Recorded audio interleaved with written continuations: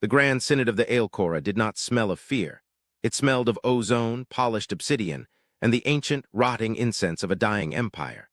The chamber itself was a cavernous hollow carved into the heart of a moon that had long ago ceased to spin, its interior walls lined with the silent, towering statues of high admirals who had conquered galaxies in eras when the stars were younger and brighter. But the stars were no longer bright. They were being extinguished, one, by a darkness that possessed no name in the tongues of the living, an encroaching void that the terrified censors of the border fleets simply registered as the absence. High Counselor Vral sat upon the central dais, his multifaceted eyes dull with the weight of 3 centuries of governance, listening to the cacophony of panicked silence that filled the room. The holographic displays that floated in the center of the amphitheater, usually a vibrant tapestry of trade routes, fleet movements, and colonial expansion, were now a grim wash of crimson indicators and static. The data was not just bad, it was catastrophic. The absence was not merely invading, it was unmaking reality, dissolving the molecular bonds of the Aelcora's fortified worlds and leaving nothing but radiation and dust in its wake. There were no fleets left to deploy. The armadas that had once blocked out the light of suns had been reduced to scattered remnants, hiding in the nebulae, terrified to ignite their engines lest the thermal bloom attract the predators from the dark. "The projections are absolute," Sub-Minister Kalen whispered, though the acoustics of the chamber carried his voice to the furthest reaches of the high vaulted ceiling. Kalen was young for an Aelcoran, his chiton still gleaming with the iridescence of youth, but his posture was that of a broken being. He manipulated the stream of light between his talons, expanding a sector map that showed the encroaching darkness swallowing the last of the agricultural systems. The mathematical models allow for no variance. At the current rate of consumption, the core worlds will fall within 2 cycles. The home system will be breached shortly thereafter. We are not looking at defeat, High Counselor. We are observing the autopsy of our species in real time. A murmur of dissent rippled through the assembled delegates, not because they doubted him, but because the truth was a physical blow they could not parry. They were the masters of the Orion arm, the architects of the Dyson rings of Cygnus, the biological sculptors who had cured mortality for the elite. And yet, they were helpless. General Tyrox, a scarred veteran whose carapace bore the laser burns of a dozen border skirmishes, slammed a fist onto his podium, the sound cracking through the somber atmosphere like a kinetic round. "Cowardice masked as calculus," he roared, his mandibles clicking in fury. "We still have the reserve fleets at the Azure Gap. We possess the antimatter arrays. If we strike now, if we funnel every remaining joule of energy into a single, cohesive spearhead, we might pierce the heart of this absence. To sit here and watch graphs bleed red is an insult to the ancestors watching from these walls." Tyrox's rage was palpable, a desperate heat in the cold room, but Vral only looked at him with pity. The general did not understand. You could not shoot the darkness. You could not intimidate entropy. The absence was not an army. It was a phenomenon, a force of nature that had decided the Aelcora were no longer necessary in the grand equation of the cosmos. "The reserve fleets are ghosts, Tyrox," Vral said, his voice sounding like dry leaves skittering over stone. "They have no fuel, their crews are starving, and even if they were fully operational, our weapons pass through the enemy vessels as if they were smoke. We are fighting a nightmare with sticks." He leaned back, the bioluminescence of his ceremonial robes dimming in sync with his despair. "We must discuss the continuity protocol. We must select a seed ship, load it with our genetic data, and launch it into the intergalactic void. It is the only way some memory of us survives." The chamber erupted. To suggest the continuity protocol was to admit total extinction. It was the final taboo. Arguments flared, accusations of treason were hurled, and the dignified silence of the synod dissolved into the chaotic noise of a civilization in its death throes. It was in this chaos that the censor officer, a minor functionary named Elise who had been forgotten in the observation pit, spoke. She did not shout. She merely stood, trembling, staring at her console with a mixture of confusion and terror that cut through the noise more effectively than a scream. "High Counselor," she said, her voice wavering. I have a contact." The room did not quiet immediately, so she repeated it louder, breathless. "I have a contact, Sector 9, the Graveyard of Giants." The name silenced the room. Sector 9 was a forbidden zone, a region of unstable gravity and ancient debris where the physics of the universe grew thin and ragged. No ship went there. No star burned there. It was a tomb for the mistakes of the past. "A glitch," Tyrox scoffed, though he leaned forward.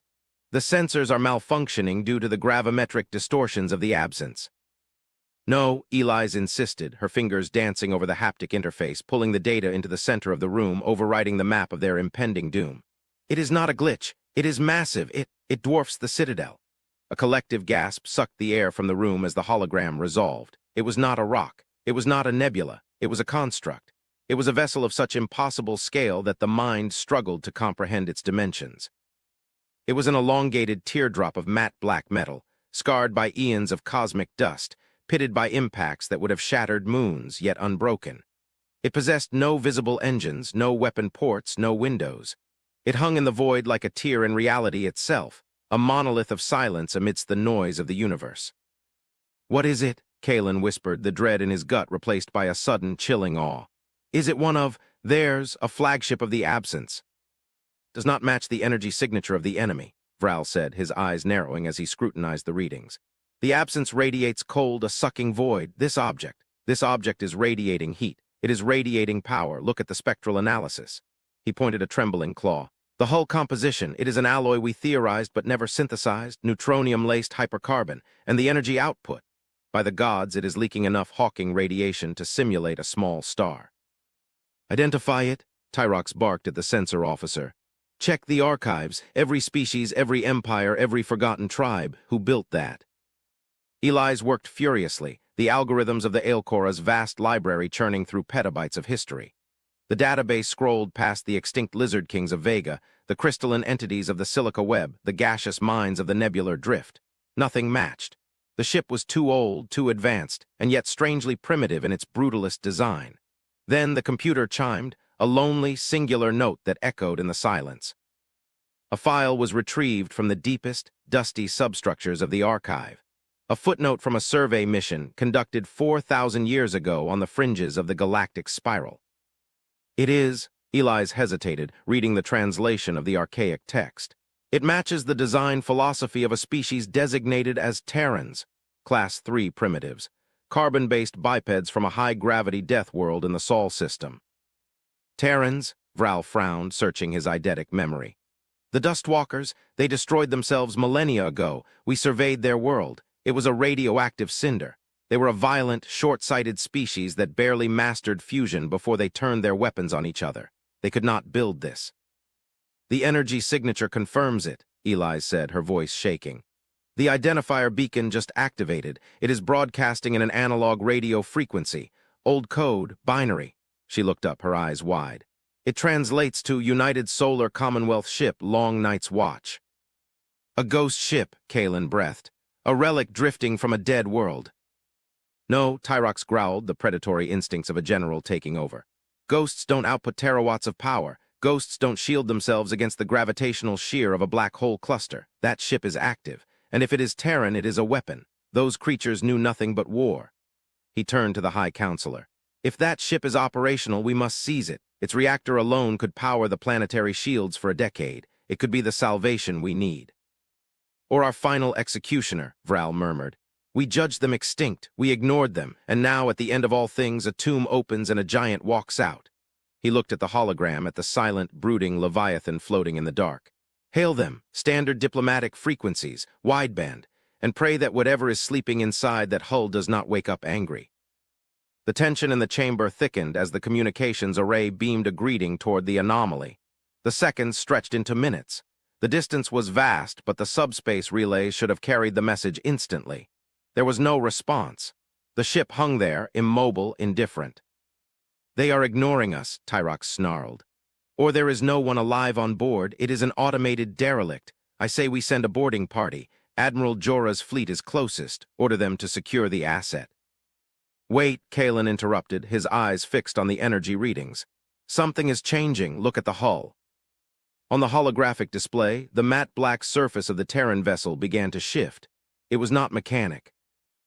Transformation. It was something more fluid.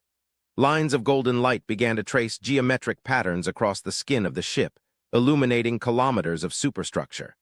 The sheer scale became apparent as the lights revealed trench-like canyons running along the vessel's spine, massive enough to hide entire Aelcoran cities.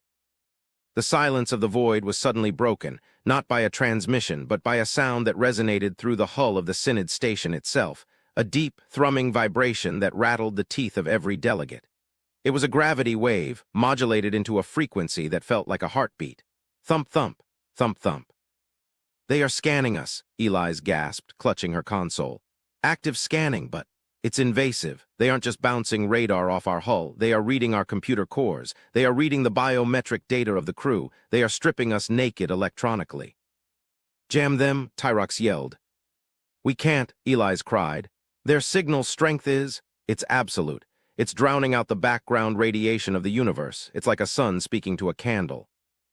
Then the screens flickered. The tactical maps, the casualty reports, the doom-laden projections of the absence all vanished.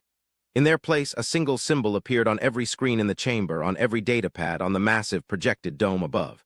It was a simple, geometric representation of a planet, cradled in a pair of stylized hands, surrounded by a wreath of olive branches. But the symbol was scarred, overlaid with a heavy, crimson bar. A voice filled the chamber. It did not come from the speakers. It seemed to originate from the air itself, synthesized by the vibration of the room's atmosphere. It was a human voice, synthesized and layered, sounding like a chorus of thousands speaking as one. It was calm, terrifyingly calm, devoid of the panic that had defined the Al-Quran existence for the last year. "This is the USCS Long Night's Watch," the voice intoned. "Identify the nature of your aggression. You are firing upon a humanitarian vessel." "Aggression," Vral stammered, looking at the empty weapon banks. "We have not fired, we are defenseless." "You are radiating fear," the voice replied, cold and logical. "And your local space is saturated with the residue of antimatter detonations. You are at war, state your enemy." Vral stood, gathering the shreds of his dignity. He was speaking to a ghost, to a myth, but he had no other choice. "We are the Aelcora, we were the stewards of this galaxy. We are under siege by an entity we call the Absence. It consumes all. We are dying. We sought only to. We thought you were a derelict." There was a long pause. The golden lights on the massive ship pulsed rhythmically. "The Absence," the voice mused, the tone shifting from interrogative to contemplative. "We have tracked the entropy wave. We believed it to be a natural phenomenon. You say it is directed." "It is a swarm," Tyrox interjected, stepping forward. "A billion ships of shadow. They eat stars. If you are truly Terran, if you possess weapons, help us. Or get out of the way before you are consumed too." A sound that might have been a laugh, dry, humorless, and ancient, echoed through the room.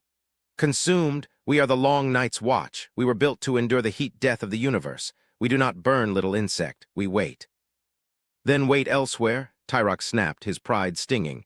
"This is a war zone." "Correction," the voice boomed, the volume rising until the statues vibrated. "This is a crime scene, and we are the investigators." Before Tyrox could retort, the sensors screamed. The Absence had found them. The conversation had taken too long. The transmission had acted as a beacon. Reality tore open at the edge of the system. The void bled ink as thousands of jagged, shadow-hulled ships poured into real space. They were nightmares of geometry, non-Euclidean shapes that hurt the eyes to look at, surrounded by clouds of nanite swarms that disassembled matter on contact. "They are here," Eli screamed. "Signature lock, they are targeting the Synod station. We are trapped." Vral slumped in his chair. It was over. The ancient Terran ship had been a distraction, a momentary wonder before the end. "Raise what shields we have," he whispered. "Die with dignity." The Al-Quran defense grid flared to life, a fragile bubble of blue energy against the oncoming tide of darkness. The Absence fleet did not even slow down. They fired beams of anti-reality, purple lances of negation that hammered the station's shields. The impact threw the delegates to the floor. Sparks showered from the ceiling. The structural integrity alarms began to wail their mournful song.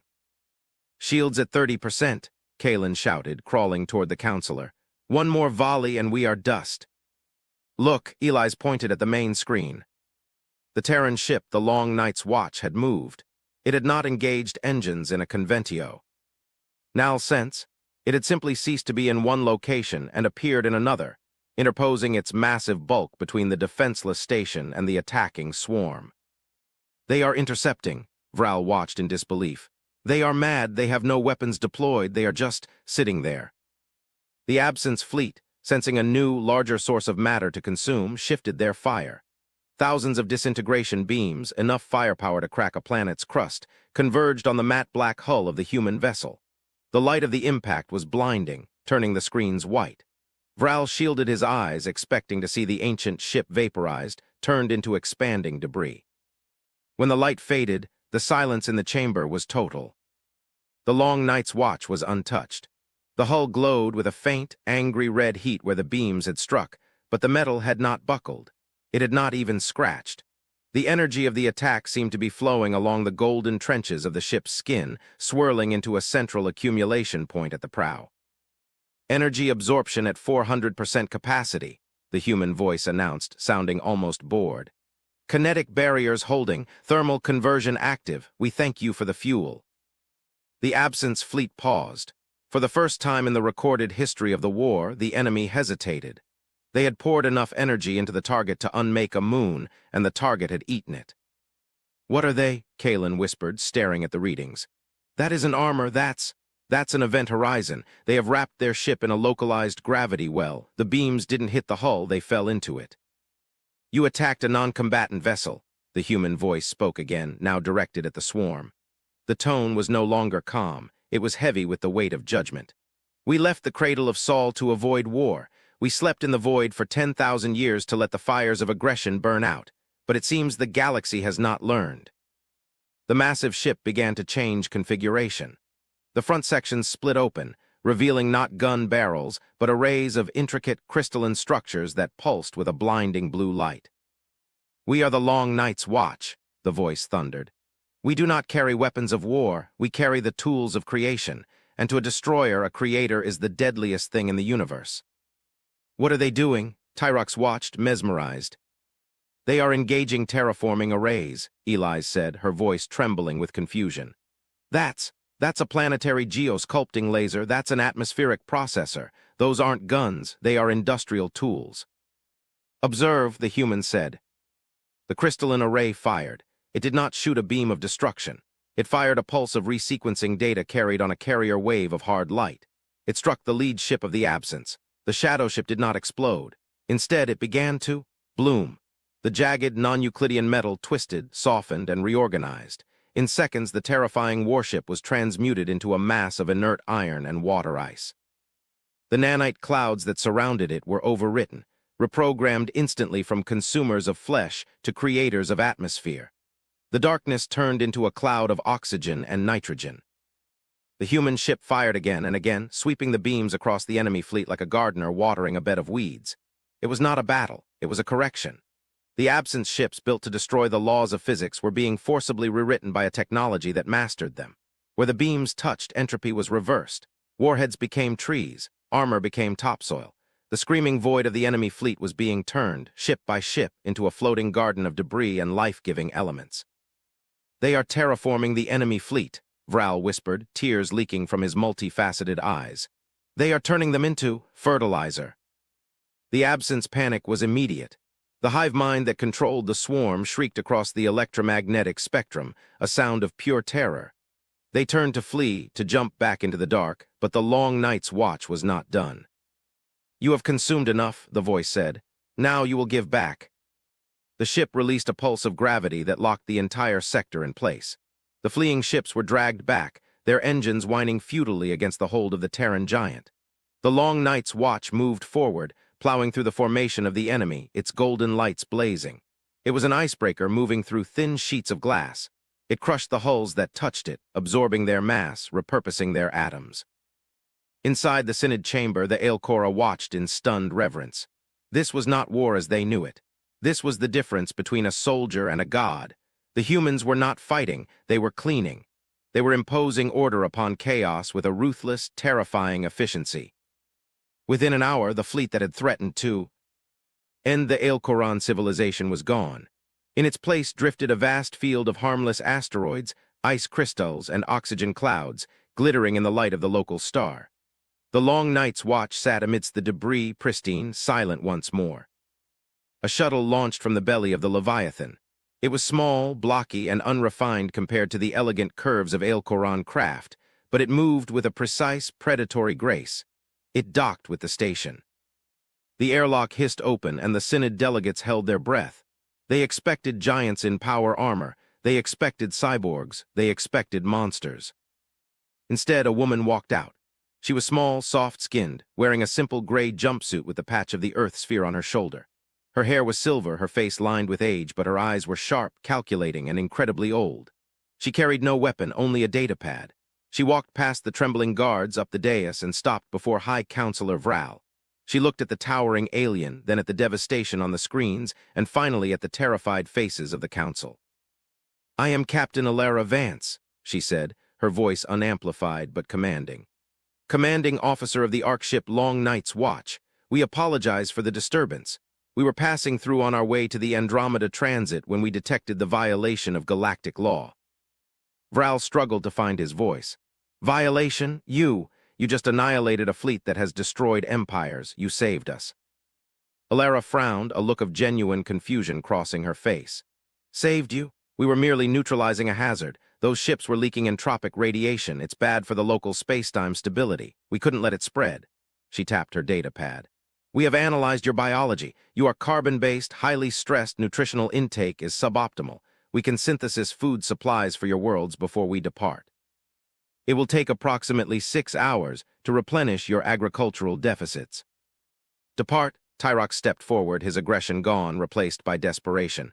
"You cannot leave the absence. The swarm, they are infinite. You defeated one fleet, but there are millions more. If you leave, they will return and finish us. You have the power to stop them. You have a duty."